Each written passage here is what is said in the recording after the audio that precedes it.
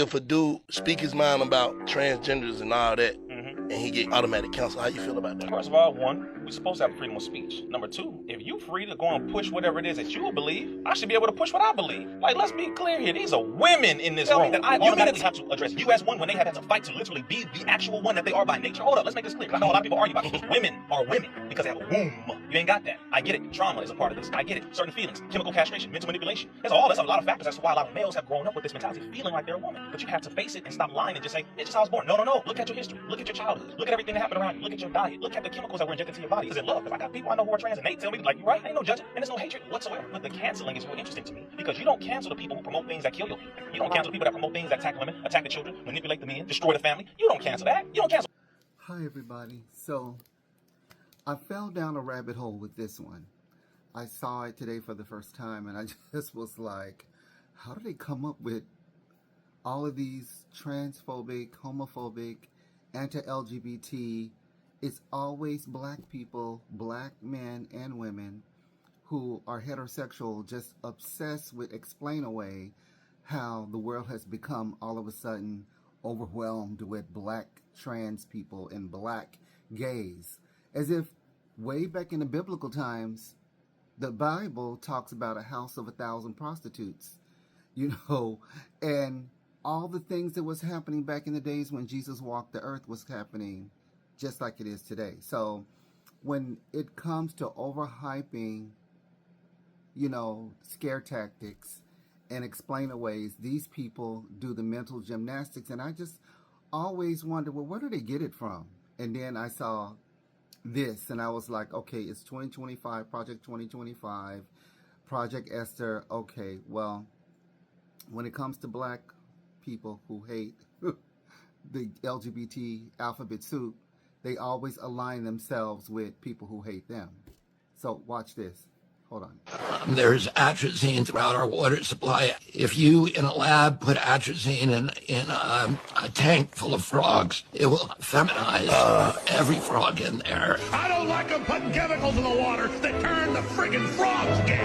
And 10% of the male frogs will turn into fully viable females able to produce viable eggs. If it's doing that to frogs, there's a lot of other evidence that it's doing it to human beings as well. Baby, you can't make this stuff up. Where he got it from, I'm sure there's another man that was a chemist or something. I saw his video, but I didn't bother to even download it because he was actually talking about frogs. And this chemical that pesticides and stuff that was in the food, in the water, it's all over, and how they were saying that this is what's causing the issue. And I was like, all the way back to biblical times, they've been spraying pesticides way back in the days of Jesus. So, and you think about, like, there's parts of the world that don't spray, parts of Mexico, parts of, Africa that don't chemically spray, but you have just as many of the alphabet soup running around. So it's, to me, the cruelty of it all, it's a way to, literally be a bully. And then you're literally trying to explain away stuff that still don't make any sense because you're just trying to make anything stick to make your story, and fear-mongering and your hatred towards someone, which at the end of the day is what it boils down to, is the hatred of it all. We were hated, stolen, beaten, and all things done to our ancestors. And now you have come into power. You've gotten your little education, your little HBCU degree, and now you want to be, take the whip from your master and do the job for him. And that's basically what it boils all to it at the end of. And so, baby, you can't make this stuff up. And so I just want to share this video with you guys, just so especially black gays and LGBTQ people and trans girls, you African Americans, y'all ain't gonna never come together in no way and no how it's gonna come together when you have people like this who are consistently bothered. And I have to wonder to myself sometimes, why are they so bothered? If your whole thing is dating and falling in love and having a family and that's what you want for yourself, have those things. But why are you worried about people who are not bothering you? We're not in your... I would not date that man. I wouldn't date any of them people.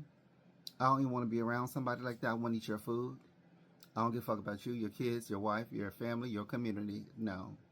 So, no, we would never come together because the hole you digging for me, you might as well dig one for yourself. The hole you dig for somebody like me, dig one for yourself, honey, because the hole you try to put me in is the one you're going to find yourself falling right into. And dig a big hole because your whole town going to fall into it, bitch, the way I operate. Because my ass is crazy. Just so you know. I don't give two you know what's about what somebody think, thought, or whatever. I'm here, and that's the end of it. I ain't bother you, don't bother me. That's just what it's going to be to the end. I'm not interested in you or your kids, your wife, or whatever. Your wife is not a threat to me because I don't know her and I want to be around her anyway. It's just that simple. We match energy. That's how it is gonna be, I guess. You don't like me, I don't like you. That's what it's gonna be. That's how it is. To the end. In this life and the next life.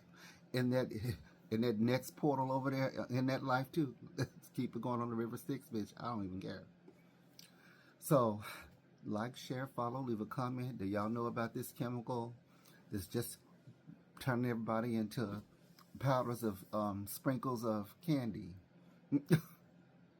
You drank the water, you ate the lettuce, you ate the vegetables, you're done. You drink that Campbell's soup, it's over. You're going to turn into a cream puff.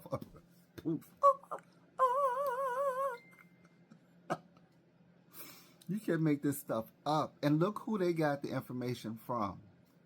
Mr. Shaky Voice himself. Wow. Bye, everybody. I'm done.